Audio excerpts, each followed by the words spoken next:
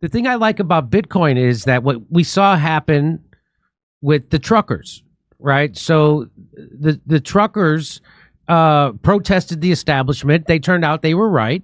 They weren't protesting medicine. They were protesting authoritarianism. And if you protest authoritarianism then drops the hammer on you, and they shut down their bank accounts. And when they shut down your bank account, now you can't pay your mortgage. You can't pay your electric bill. You can't buy gas for your car. You can't travel. You can't do anything, right? But now Bitcoin kind of solves that problem, but right, because they can't do that. The government can't shut down your Bitcoin. Right. I wrote a piece for Huffington Post back in 2014 called "Bitcoin Should Be Embraced by All Activists."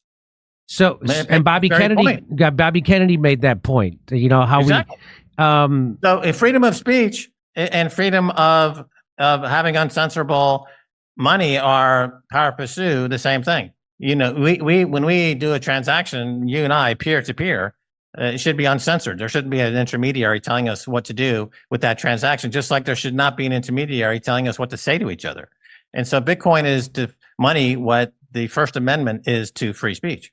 And it's without it, you can't even have free speech, because if all the channels of speech are controlled by centralized corporations with an agenda, then you don't have freedom of money or free speech. If you fix the money and adopt Bitcoin, which is uncensorable, unconfiscatable, then free speech and civil rights and everything else comes on top of that. But fix the money first, and then you can build a society that reflects economic freedom, freedom of speech, freedom to worship, et cetera. It's freedom comes from freedom of transaction, freedom of money. And only Bitcoin offers that because it separates state from money. I mean, the history of money essentially is, within the last few hundred years, is that it is something created by the state, right? The state typically has a monopoly on creating money, and they therefore have the ability to use that printing press to achieve an economic agenda, which may or may not be in tune with the democratic wishes of the population. I think in America, when you see outcry about money being sent to Ukraine, for example, well, the government prints the money. I mean, and no one's going to stop them. They can print it and ship it to Ukraine. Now, what we're seeing now is that, of course, all that money ends up causing inflation, and then the inflation is bankrupting the middle class, and people are outraged, and they say, stop sending money to Ukraine. But to get more to the point, they should be protesting about getting rid of fiat money and adopting Bitcoin, as we do in El Salvador, and you too can enjoy the Salvadoran miracle. So, my question is, now, if I was a trucker and they shut off my bank account, let's say I was protesting the government, which people are doing right now in the United States, from coast to coast, they're protesting the funding of a war in Gaza. And so theoretically, the government could turn off their bank accounts and stop their money. But if they had Bitcoin, how would they spend that Bitcoin? Like, I can't go to the gas station and use Bitcoin, but you can do that in El Salvador? Yes. Yes, you can. What? It's a circular Bitcoin economy. It's all in Bitcoin. I mean, you can just use Bitcoin your entire life in El Salvador if you want. The adoption rate is increasing every month, every year, and but if you can do it now.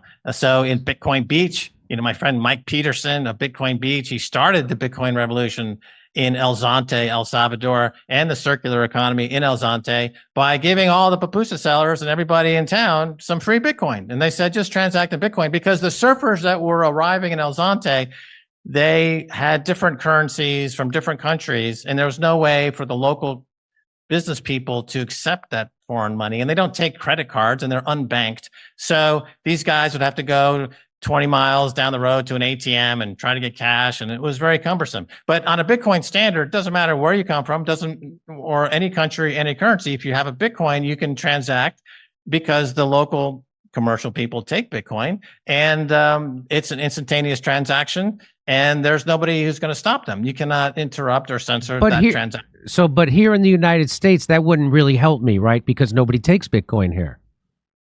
Well, I mean, the adoption, why? You see what I'm saying? Like, the center of freedom has moved from the U.S. to El Salvador.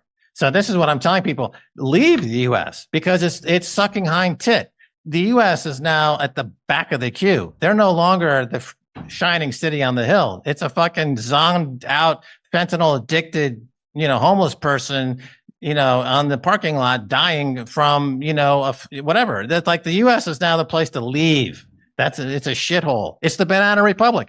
When the President Bukele gave his recent speech to CPAC, he was talking about inflation in the U.S. and how America is now monetizing their own debt. America prints money to buy its own debt because nobody else in the world wants to buy American debt. It's called debt monetization. And back 50 years ago, people in the U.S. would look at Central America and say, ha ha, you have to buy your own debt. You're a banana republic. And so here you have the president of El Salvador lecturing people in Washington at CPAC about the fact that you guys are now monetizing your own debt. I suggested to the president, as the Bitcoin advisor to the president, that he should include a line in CPAC that said, "Who's the banana republic now, bitch?" But he opted not to use that phraseology, sadly. I think it would have gone viral. But like everything I've suggested to the president so far in my 2 years here, he has pretty much rejected every one of my suggestions. But nevertheless, I keep trying. So there really has been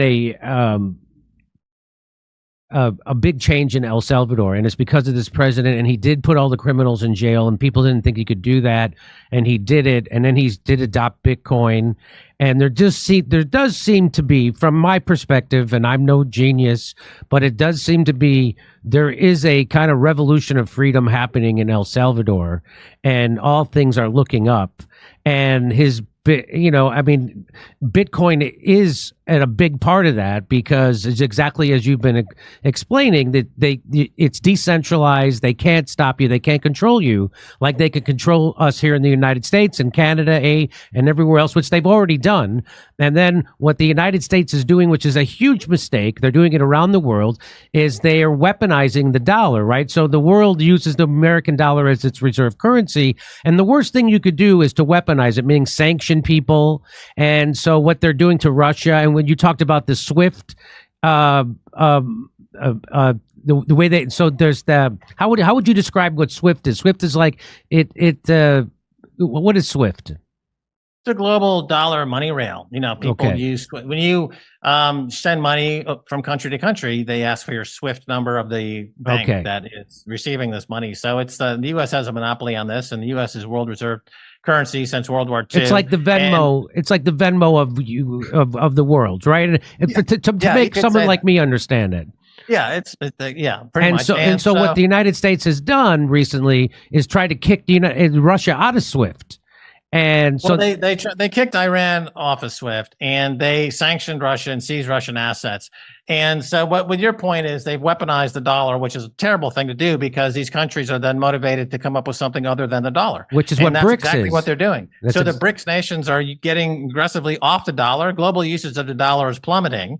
And, this means that the U.S. empire, which is based on the globe using the U.S. dollar, is disintegrating. Without that, the income that comes from being the global bank, you lose a huge amount of cash that comes into the coffers of Washington. And, it's a Ponzi scheme. And the Ponzi scheme only works if there's people constantly who believe in the Ponzi scheme and who support the Ponzi scheme. Once people realize, oh my God, this is a Ponzi scheme, and they leave, the whole thing collapses rapidly, like at the end of any empire. And that's not the stage we're at now. The U.S. empire, the U.S. dollar empire, is the last inning of a massive Ponzi scheme that's been going on for 50, 60 years. And when it collapses, it'll happen like building number 7. It'll just be free falling in its own space. And everyone will wonder, how did that happen? It was so sudden. They'll make up some excuses, but it'll be quick and devastating. And so why wouldn't the United States and NATO just say that the people in El Salvador need some democracy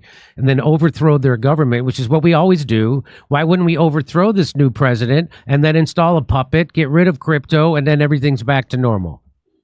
Well, 2 answers. Number one, El Salvador is solving a big problem for America on the southern border. Their southern border is out of control. And they look at El Salvador and they notice that less and less Salvadorans are making the trip north.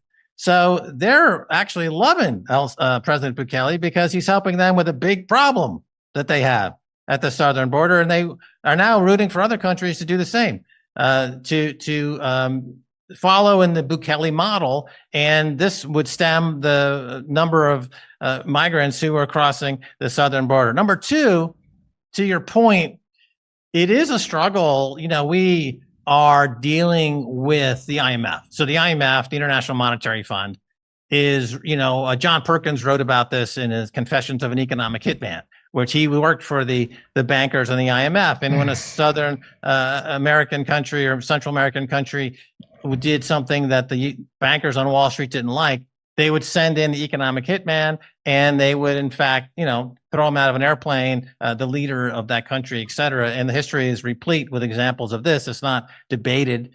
This is exactly what they do and have been done. Today, we've got the IMF fulfilling that role. It's trying to get as many countries in the world to get on the U.S. dollar. Donald Trump said last week that he's going to go after countries that stop using the dollar. And so they're very nervous. They're very nervous about the fact that the dollar is losing world reserve currency. There's nothing they can do about it. But, with the IMF, President Bukele has pretty much gone toe to toe, let's say, with the IMF. And he's in the process now of exiting the IMF. So the economy is growing sufficiently without the IMF's help. Thank you very much. The balance sheet of the country, by the way, the balance sheet of El Salvador, the country has hundreds of millions of dollars, close to $1 billion in Bitcoin. They're putting Bitcoin on their reserves, which helps them grow outside of all this fiat money madness. So not only do they use it as day-to-day legal tender, but the country itself has put Bitcoin on their balance sheet. We have an adopting El Salvador passport program. People are sending us $1 million in donation to get a El Salvadoran passport within 2 weeks. And then that money goes into Bitcoin. We've got some other financial architecting that's going on, which is favoring Bitcoin. So that not only is the country have Bitcoin as legal tender, but it'll become a fully reserved Bitcoin country, which means that it'll be potentially the richest country in the world, because all these other countries are going to die into fiat money madness. They're all throwing this. Let me tell you, El Salvador is the next Singapore. And the GDP here is going to triple in the next 5, 6, 7 years. This is the place to be, Jimmy. The U.S. is a fucking shithole. I mean, if you want to waste your time in that godforsaken hellhole, have at it. But if you want to be part of the revolution where people are optimistic and building the future, and there's economic freedom and freedom of speech, there's only one country in the world, and that's El Salvador. Get on a plane, come on down here. We'll set you up with a podcast. We got a beautiful studio. Taste freedom. I will baptize you in the Pacific Ocean and turn you into a Bitcoin maximalism. I have that role here. I'm the high priest of Bitcoin in El Salvador, and I will baptize you in the waters of the Pacific and Bitcoin Beach, and you will start, you and Steph, a future of optimism, and leave that godforsaken, fentanyl rattled, idle shithole behind, Jimmy. So what is Bitcoin trading at right now today? Last I checked, it was in the mid 60,000, 60, what was it? 62, 60,000, 63,000, whatever. Okay. So let me just get this. So this is the president. How do you say his name? Bukele. So extraordinary El Salvador. Or if you're Alex Jones, you can pronounce it Bukele. Okay. It's like Barack Obama. Yeah. He keeps saying it. I'm like, Alex, his name is President Bukele. So President Bukele President Bukele has issued a. So his whole thing is he's against corruption. He cleaned up the criminals, and he gave a speech. Pueden ver ustedes todos. Turn it down. So he says he brings everybody in there, everybody from his executive branches in this room, and everybody that he oversees, except for one person, the Attorney General. He has the Attorney General there who he does not oversee.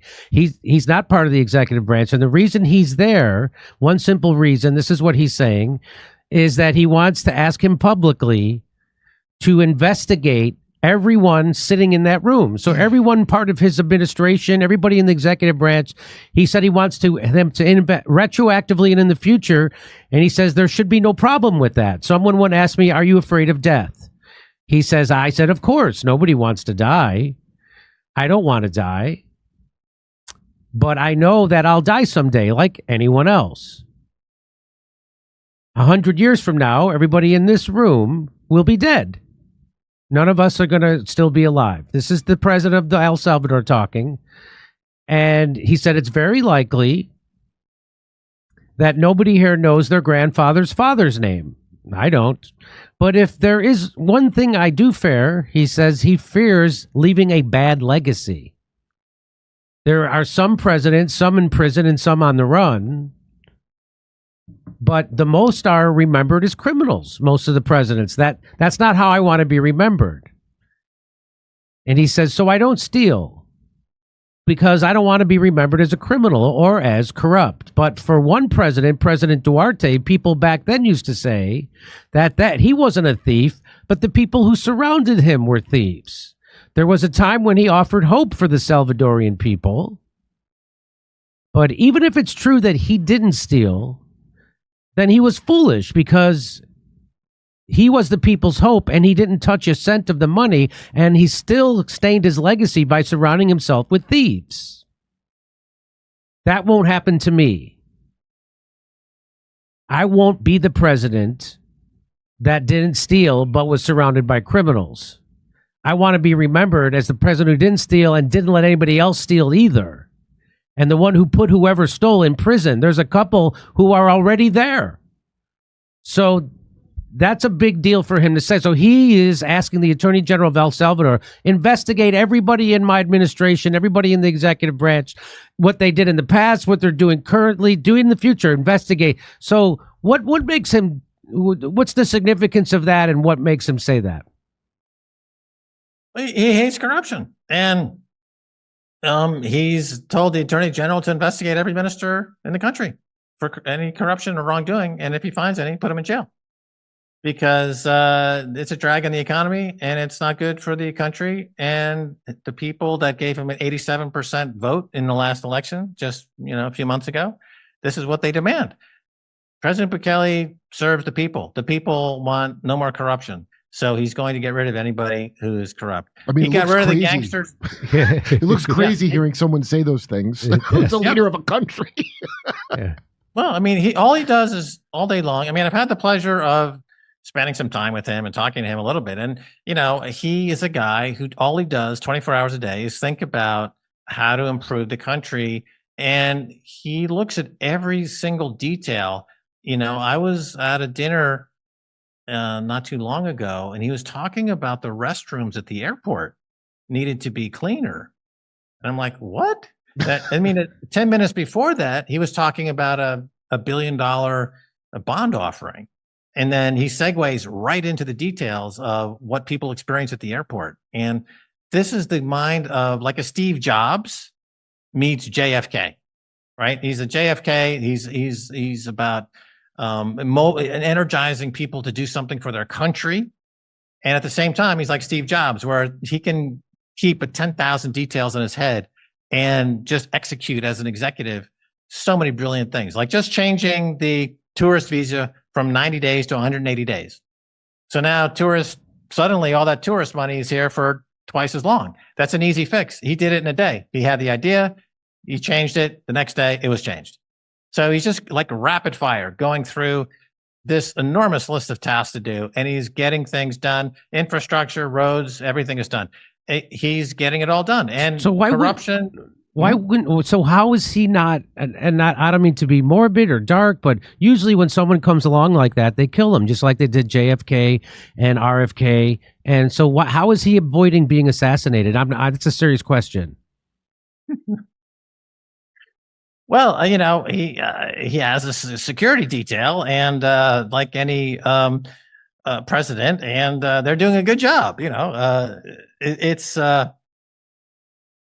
Let's hope that the president continues in doing his job. I think that if you look at the folks, the enemy, the U.S., the CIA, the FBI, like the CIA can't even do a coup anymore. Like I think they tried a coup in Venezuela now twice in the last 10 years. Yes, and they failed. Like they're completely inept. Like the CIA from the 60s and 70s that we remember, they're gone. It's now a bunch of fumbling jackasses who are smoke pot and watch porn all day. Like they're just like fat slobs. They don't know shit.